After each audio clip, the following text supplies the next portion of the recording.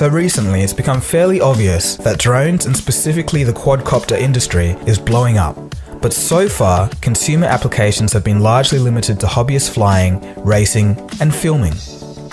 This all changed at CES 2016 when a Chinese manufacturer, Ehang, has unveiled the world's first automated passenger drone. The Ehang 184 is a fully electric aircraft. That might sound a little strange at first, but electric aircraft are indeed on the way. In fact, Airbus just created the first electric plane to cross the English Channel in a late 2015 experiment. The Ehang 184 is 5.5 meters long, takes 2 hours to charge, and can fly for 23 minutes at about 500 meters off the ground. It has a maximum altitude of 3.5 kilometers and a top speed of 101 kilometers per hour. And, a fun fact, the flight destination interface is actually a Microsoft Surface tablet. So where did this drone come from? The project was started in 2011 when Ehang's CEO lost his good friend in a private plane accident and then later his helicopter teacher. From then on, Ehang's founder wanted to make sure that this new aircraft he was going to make was going to be incredibly safe. So back to the Ehang 184. Automation is a great fit for this application because it cuts out pilot error. Planes much more complicated than this drone are flown by computer-controlled systems, so this isn't unusual at all.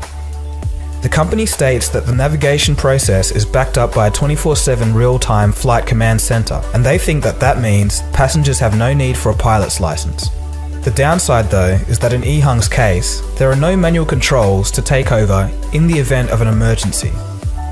So there's a few remaining questions that should be asked. Does the drone have multiple redundant systems? That is, if one mission-critical element fails, does the craft keep aloft easily?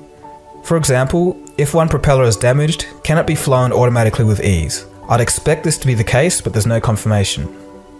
If an object unexpectedly comes in front of the drone, how will it react? I guess we've already seen some progress in that field by Intel and their drone.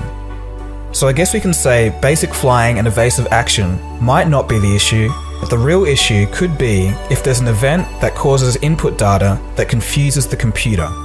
I think that's the most dangerous thing in this situation. But, according to Ehang, the drone has been tested hundreds of times over forests, sometimes with passengers. But with these things, I guess you can never be too careful. So, the big question. Is this the future of personal transport? For me personally, I think the short answer is no. Not for this vehicle anyway. The range is too short, the battery life is a major bottleneck, and there's no way of resuming manual control in the event of an emergency.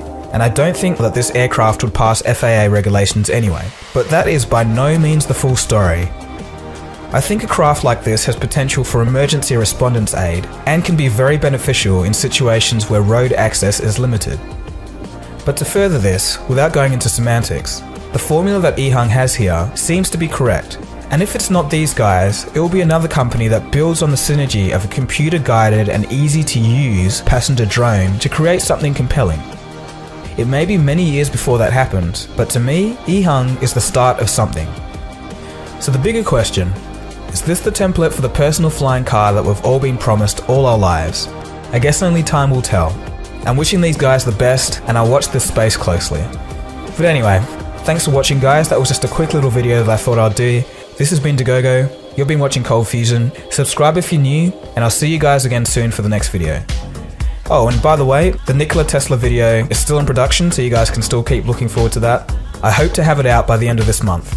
Cheers guys, have a good one.